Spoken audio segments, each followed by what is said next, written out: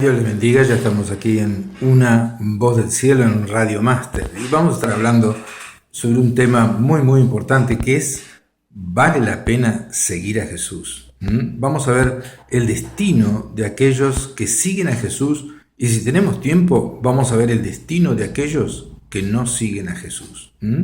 Vamos a comenzar en el Santo Evangelio según San Lucas, en capítulo 16. Habla de que había un mendigo que se llamaba Lázaro, y habla de un hombre rico que era egoísta y que vivía en banquetes, sin comilonas y todas esas cosas.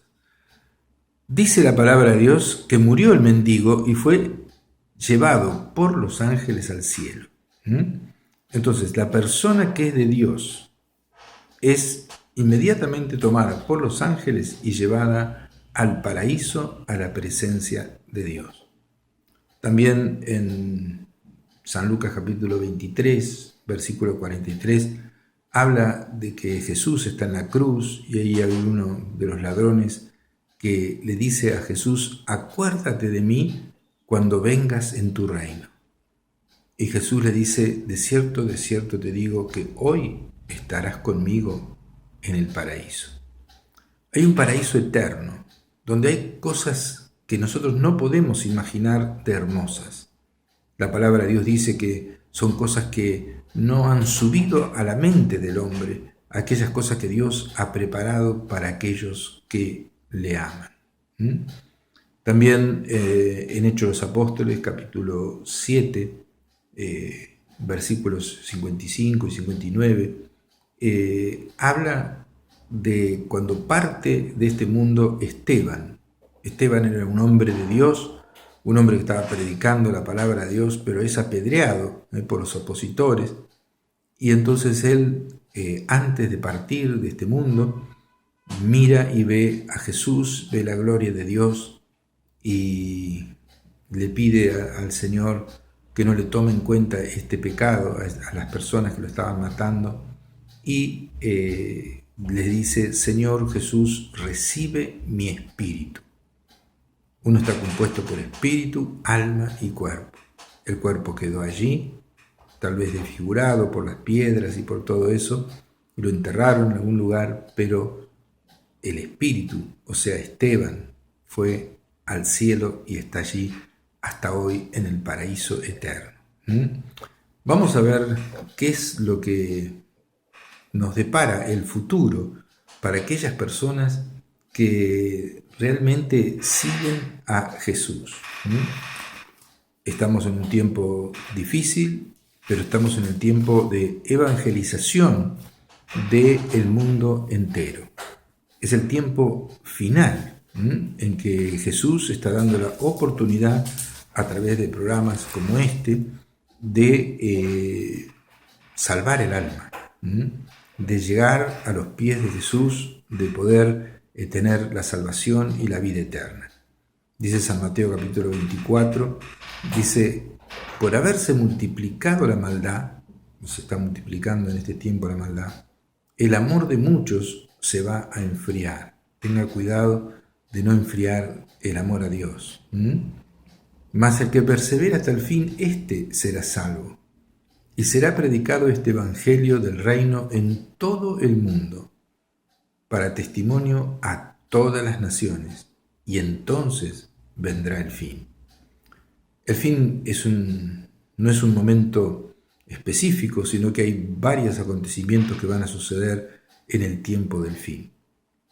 Lo primero entonces es que tenemos que cumplir los cristianos es evangelizar el mundo, llevarle y presentarle la salvación de Jesucristo, decirle que Jesucristo les ama, les amó y les amará eternamente.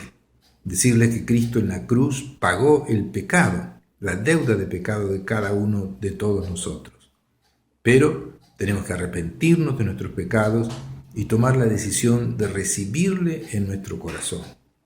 Dice la palabra de Dios que a todos los que lo recibieron, a los que creen en Él, les ha dado el derecho de ser hijos de Dios.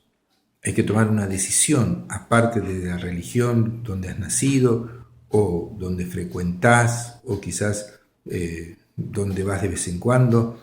Tenés que tener a Jesús en tu corazón. Jesús dice: yo estoy a la puerta de tu corazón y llamo, y si alguno oye mi voz y abre la puerta de su corazón, entraré a él y cenaremos juntos. O sea, tendremos amistad. Y eso es literal. Eso es para tener la salvación y la vida eterna. Jesús debe vivir en tu corazón y tienes que tomar esas decisiones de arrepentirte de todos tus pecados, dejar el pecado, creer que Jesús lo llevó en tu lugar en la cruz y tomar la decisión de recibirle a Jesús en tu corazón para que Él viva su vida en tu corazón, envíe su Espíritu Santo, te transformes en un templo del Espíritu Santo y entonces puedas tener la victoria sobre el pecado y tener la salvación de tu alma. Entonces vamos a ver ahora en las Sagradas Escrituras qué es lo que va a aparecer primero, lo que va a suceder primero, una vez que el Evangelio sea predicado en el mundo entero y todos, tal vez que está escuchando en este momento, está teniendo la oportunidad, o tal vez la última oportunidad de poder tomar una decisión de seguir a Jesús, porque Él es el camino, Él es la verdad y Él es la vida, y nadie va al Padre, nadie va al cielo sino a través de Jesús. Ahora, cuando el Evangelio sea predicado en todo el mundo, ¿qué es lo que va a suceder? Vamos a leer 1 Tesalonicenses, tengo aquí mi Biblia, y dice así la palabra de Dios. Dice así: tampoco queremos, hermanos, que ignoren acerca de los que duermen. Habla de aquellos que partieron pero están vivos en el cielo, para que no se entristezcan como los otros que no tienen esperanza. Hay un cielo y hay un infierno. Está hablando de cristianos y está hablando de cristianos que habían partido de este mundo. Entonces dice: porque creemos que Jesús murió y resucitó, así también traerá Dios con Jesús a los que partieron siendo de Él. Por lo cual les digo esto en palabra del Señor, que nosotros los que vivimos, los que habremos quedado hasta la venida del Señor, no precederemos a los que durmieron. Porque el Señor mismo, con voz de mando, con voz de arcángel y con trompeta de Dios, descenderá del cielo, y los muertos en Cristo resucitarán primero. Entre ellos Esteban, el ladrón de la cruz,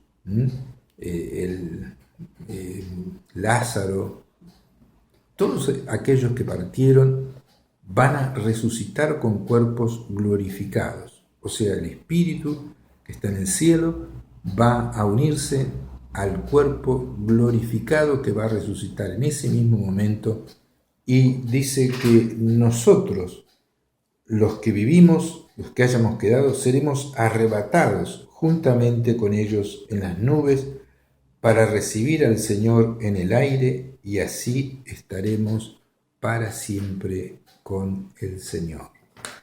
Eso se llama el arrebatamiento de la iglesia. La iglesia está compuesta por aquellas personas que van a distintas iglesias, a distintas denominaciones, pero que son verdaderos hijos de Dios. En cada denominación, en algunos hay más, porque se predica más la salvación, algunos hay menos, porque se desconoce cómo ser salvo, cómo tener la seguridad de la vida eterna. En muchas iglesias hay muchas personas que no son de Dios, que son simplemente religiosos. Los religiosos crucificaron a Jesús, los fariseos crucificaron a Jesús, eran los líderes religiosos de esa época, y también personas que directamente son simpatizantes o van a veces a la iglesia, o van cuando hay un velorio, un casamiento, ahí van, pero nada más. Esos no son cristianos verdaderos, no han tenido una experiencia con Jesús, no han tenido la salvación, no han recibido el perdón de sus pecados, y Jesús no ha hecho un templo del Espíritu Santo de ellos. Entonces, lo que va a suceder después que este periodo de evangelización mundial en el cual estamos viviendo y estamos predicando en este mismo momento, ya eminentemente va a venir el arrebatamiento de aquellos que verdaderamente son de Dios y que van a distintas, tal vez, denominaciones cristianas, porque solamente en Cristo hay salvación. Solamente aquel que sigue a Jesús tiene salvación. No tiene salvación el que sigue a Seferino Namuncurá, al Gauchito Gil o a alguna otra persona así. No, solamente el que tiene a Cristo. Ahora, si tiene a Cristo y sigue al Gauchito Gil o a Seferino Namuncurá, quiere decir que algo no funciona, porque Cristo es más que suficiente. Él es el Rey de Reyes, Él es el que hace milagros, Él es el que sabe todas las cosas, Él es el que tiene hasta los cabellos de nuestra cabeza contados, Él es el que produce milagros y a Él es el que tenemos que orar y tenemos que clamar lo mismo que al Padre. No hay otra oración en toda la Biblia que no sea dirigida a Dios Padre o a Dios Hijo. Eso lo decimos muy seguido porque es así. Acá tengo la Biblia, bastante grande, y en toda la Biblia no hay una sola oración, ni nadie que recomiende en ninguna carta a los apóstoles o alguna de las cartas, digamos así, de la palabra de Dios, que recomiende orar a alguien que no sea a Jesús o que no sea a Dios Padre. Eso tiene que tenerlo bien claro. Entonces, lo primero que va a pasar va a ser el arrebatamiento de la iglesia, donde todos aquellos que somos de Jesús, aquellos vamos a ser transformados y vamos a recibir a Jesús en el aire. Jesús no va a descender a la tierra, sino que de repente vamos a ser transformados sin morir. O sea, va a haber una generación de cristianos que no vamos a morir, y yo pienso que es esta, sino partiremos y iremos directamente, digamos, en el espíritu, así como Esteban, como el ladrón de la cruz, al paraíso. Pero si estamos en esta generación, que es tal vez la última generación de cristianos, van a resucitar todos aquellos que fueron de Dios y con cuerpos glorificados, de la misma manera que resucitó Jesús con un cuerpo glorificado, y Él atravesaba paredes, podía comer, hacía muchas cosas, se elevaba, o sea, la gente sabía que era Jesús, y van a resucitar con un cuerpo glorificado completamente diferente, un cuerpo eterno que soporte la gloria de Dios, y los que en ese momento estemos vivos, siendo de Dios, vamos a ser también transformados sin morir en personas con cuerpos glorificados. Nuestro cuerpo va a ser transformado con un cuerpo glorificado. Eso es maravilloso, y eso es lo primero que va a suceder. Vamos a leer en 1 Corintios capítulo 15, vamos a leer, aquí dice, ¿cuál el terrenal? Dice, tales también los terrenales. Ahora vamos a explicar qué es. ¿Y cuál el celestial? Tales también los celestiales. Nuestros cuerpos van a ser transformados a la imagen del cuerpo celestial de Jesús.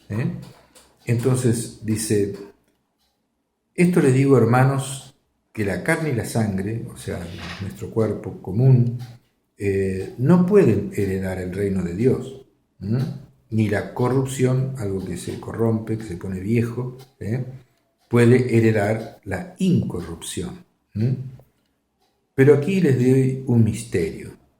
Está revelando el apóstol Pablo un misterio. No todos vamos a, digamos, a morir, pero todos los cristianos seremos transformados. Acá está en la carta a los Corintios, capítulo 15, hablando de esto mismo que estamos hablando, que estaba en la carta a los Tesalonicenses, capítulo 4, versículo 17 en adelante. Entonces, todos seremos transformados con un cuerpo glorificado.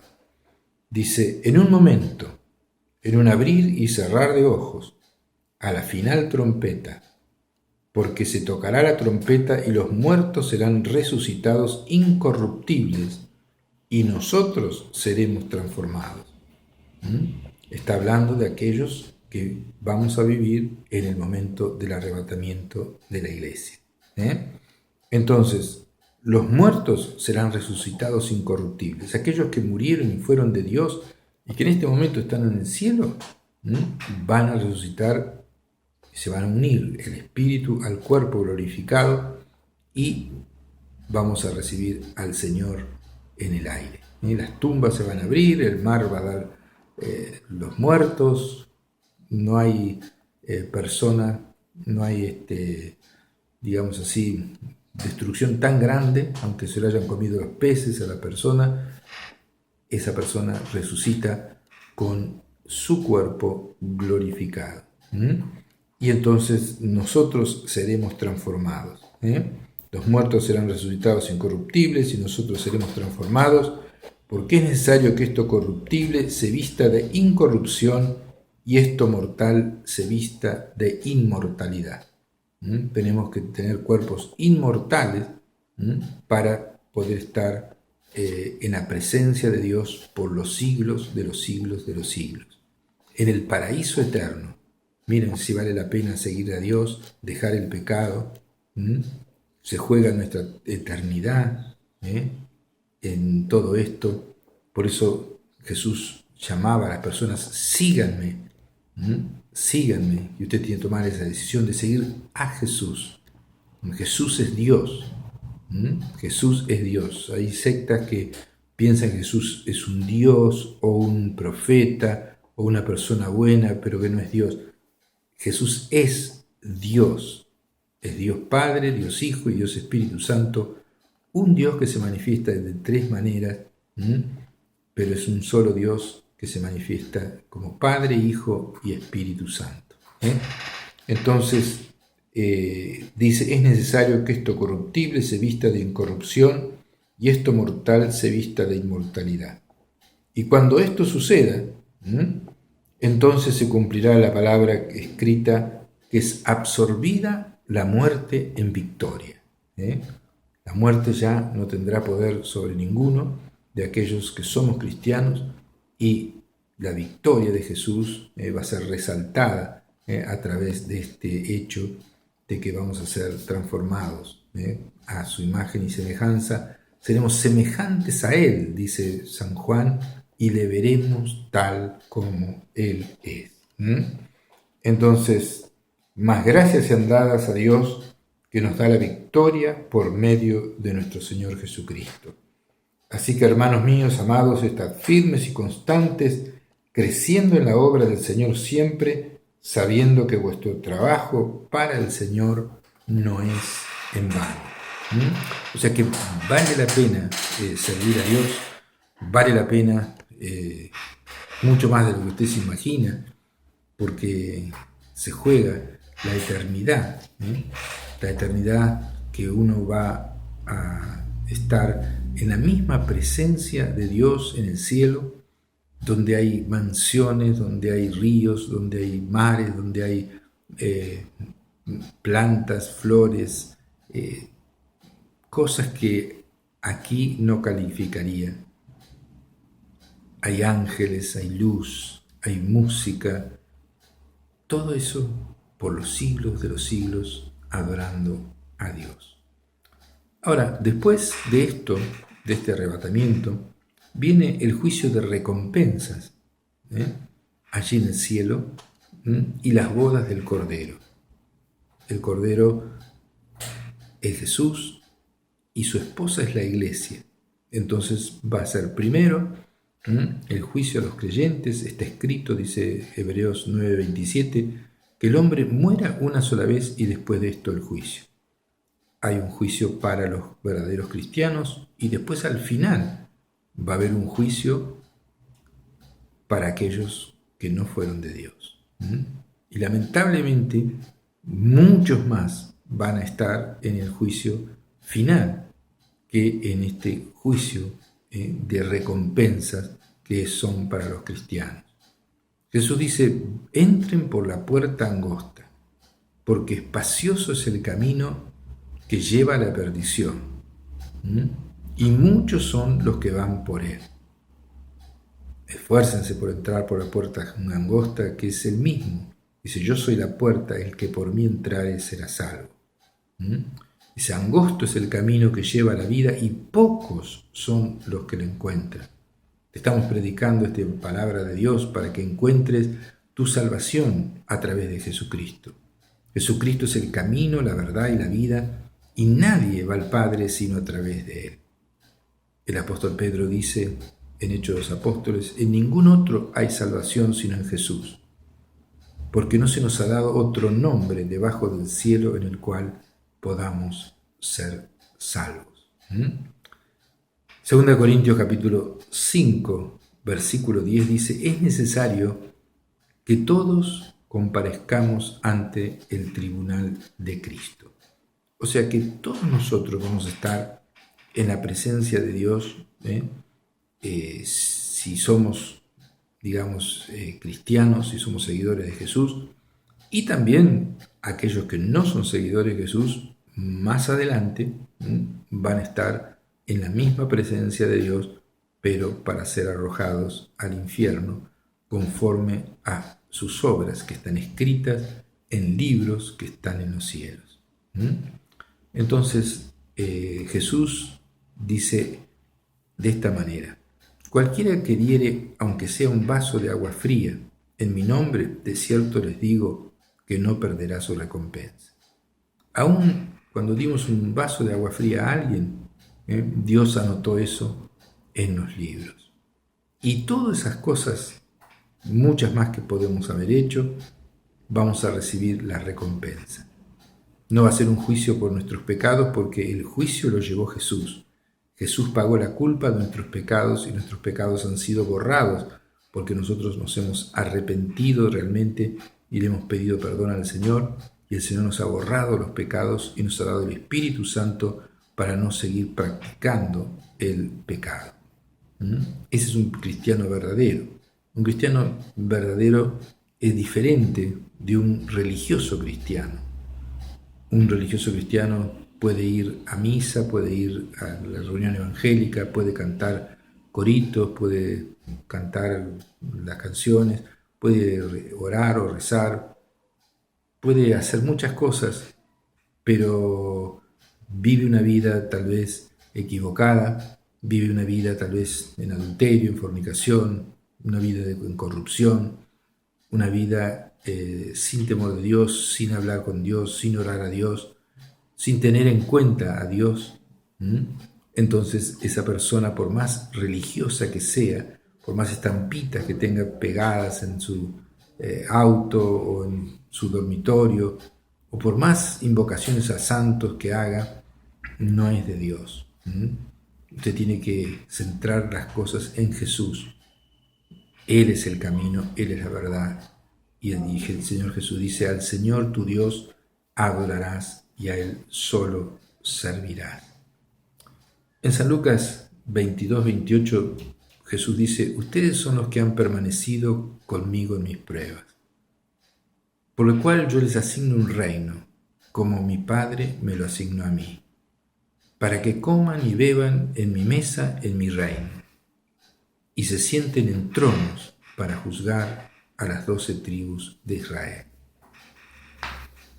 Jesús, aquellos que le seguimos, nos va a hacer sentar en tronos, nos va a hacer comer juntos. Hablando de la Santa Cena, dice, lo beberé junto con ustedes en mi reino. Vamos a estar comiendo con Jesús. Va a ser algo maravilloso. Entonces, la palabra de Dios nos habla de muchas recompensas y le leo algunas que están en Apocalipsis, que son, digamos así, unas pocas. Por ejemplo, dice que Jesús es el soberano de los reyes de la tierra, que nos amó y nos lavó de nuestros pecados con su sangre, y nos hizo reyes y sacerdotes para Dios su Padre. Nada más ni nada menos que nos hizo reyes y sacerdotes del cielo. Esto es algo más allá de lo que uno puede imaginar. Dice: al que venciere le daré de comer del árbol de la vida, el cual está en medio del paraíso de Dios. Aquel que es de Jesús va a comer del árbol de la vida que está en medio del paraíso de Dios, va a estar en medio del paraíso. Dice: el que venciere no sufrirá daño de la segunda muerte. La primera muerte es la que usted ve en el velorio, allí en el cajón. La segunda muerte es la separación eterna de Dios. Aquel que es de Dios no va a sufrir esa segunda muerte. También, otra de las bendiciones, dice, le daré la estrella de la mañana, que es Jesús mismo. El regalo de Dios es Jesús. Él va a estar al lado nuestro durante toda la eternidad.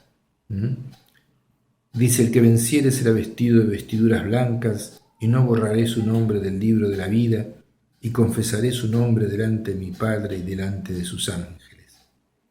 Otra de las cosas que Dios tiene para nosotros, dice: yo lo haré columna en el templo de mi Dios, y nunca más saldrá de allí, y escribiré su nombre sobre él, el nombre de mi Dios, y el nombre de la ciudad de mi Dios, la nueva Jerusalén, la cual desciende del cielo de mi Dios, y le daré un nombre nuevo. Hay un nombre nuevo que Dios nos va a dar, que solamente Él lo conoce.